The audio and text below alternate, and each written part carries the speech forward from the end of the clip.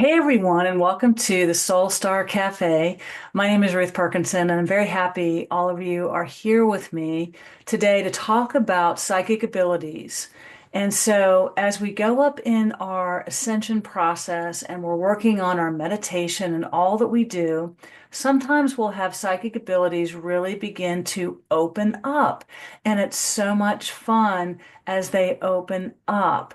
And so today, what I wanted to do was explain to you a little bit about seeing in your mind's eye or clairvoyance and what that can do to help you as you move along in your journey. So, as you meditate and as you pray and as you do all the intentional work that you do, as you connect with your higher self, sometimes what will happen is you'll get images in your third eye. You'll get pictures or reels of film, things like that in your third eye that really help to guide you. It could be a symbol of a tarot card. It could be a symbol of an ascended master teacher. It could be a symbol of even like little tiny things, like it could be a symbol of money. It could be a symbol of like a little picture of a dollar bill, for example, or even like a dime. And so these things will come up in your mind's eye, and you'll be like, well, what does that mean? I'm not sure. But what it's doing, what the spirit is doing, is giving you information that will assist you or assist somebody that you might be working with. So let me give you an example. About several months ago, I was making an appointment for my dad's dog to get her checked out by the vet. And it was just a simple thing and it could wait. So it was early December and I was on the phone with the vet and I said, hey, let's meet in early January to get this dog checked out. And so all of a sudden I saw a snow scene just drop into my mind's eye. And so, right as I was on the phone with this woman and the snow scene dropped in my mind's eye, I was like, oh, what Spirit was telling me is that in early January it's going to be snowing and you won't be able to make it to that vet appointment. So I just said, let's make it for the following week. Let's make it for a week later.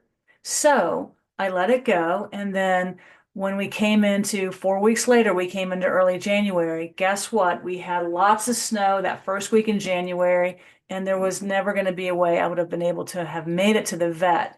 So it was really cool that Spirit will work with you to give you symbols or signs or pictures or images that will help you on your way. Another example of clairvoyance would be you might be working with somebody in your practice and you'll suddenly get a picture of something that really means something to that person. And I always really trust these pictures. So, for example, I was with a client recently, and all of a sudden I just saw this little snail show up, a little picture of a snail.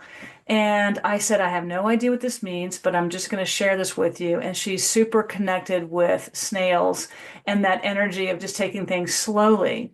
So oftentimes your psychic abilities will really help you in your own life. And sometimes if you're working actually with a client, if you're in that type of spiritual practice. So clairvoyance, how do I develop my clairvoyance? Well, the first thing that you want to do is you really want to begin a meditation practice. You can't push or pull into a picture. You're not trying to create a picture. You're not trying to do anything. You're just allowing your mind to open, your third eye to open, and you're looking for or asking for a picture or a reel of film to come into your third eye so you can see it and then asking for what it means.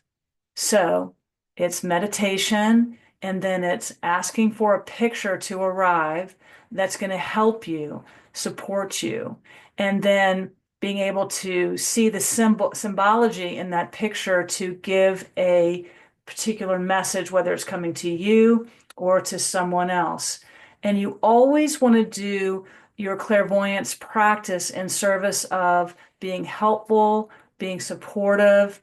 It's never coming from the ego. You're never using it to manipulate. You're only doing it to help support your journey. Another example of somebody who I think was very clairvoyant was Harriet Tubman. She was able to really see or feel or know that the higher self, her higher self, was in charge, and as she was leading the slaves to freedom, the spirit would say, that bridge is out, you need to take a left. And so she was using her psychic abilities to help her. And I think often we maybe not trust our psychic abilities, or we dismiss them. But what I really want you guys to do is begin to develop your psychic abilities slowly but surely, like a snail's pace, right? And really tune in to your higher self and ask for a picture or a symbol to come into your third eye. And it also could be a color.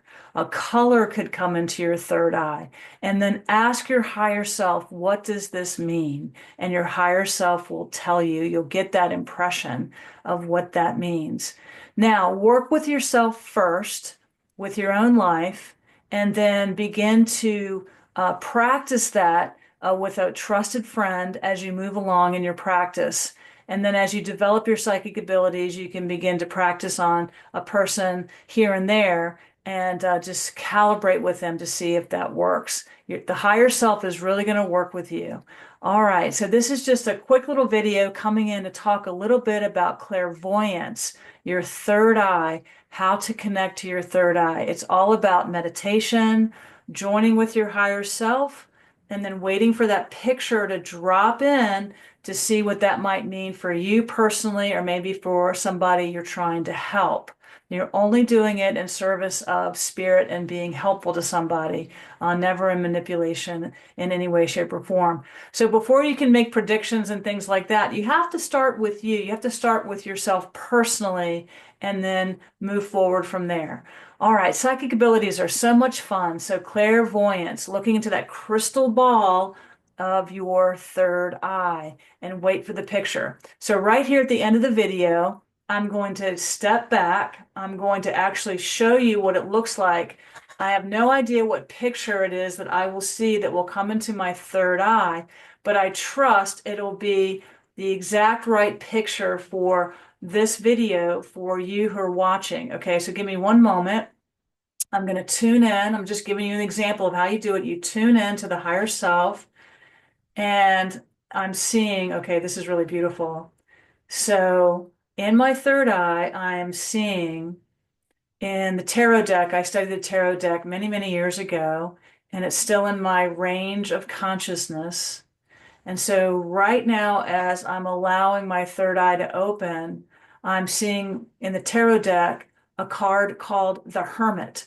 Now, the Hermit is a beautiful card. It's a soul card. And in that particular card, he's got a lamp. And in that lamp, that guiding light, there's a star. There's a beautiful star. And so you are that star. You are that star. You are that light. And so you just practice a little bit each and every day and let that guiding light, that starlight, help you on your journey. So that's the Hermit. That's a beautiful card in the tarot deck. And it's a message for you who are watching this video today. So this is the happy medium. This is the Soul Star Cafe. And I'm just trying to bring forth information to all of you that might be super helpful on your journey. Work and practice with your psychic abilities. Work and practice with that clairvoyance. Remember, it's tuning and aligning, and then allowing the picture to come, and then interpreting that message that's going to be helpful for the being, either you or the being in front of you. All right. I hope you found this helpful today. If you did, please share the information. Please like or subscribe or share, as I'm really trying to build this grassroots network that's bringing together like-minded people, peace-minded people, love-minded people on their ascension journey back home to source. All right. You guys have a great day. Remember, you're the star.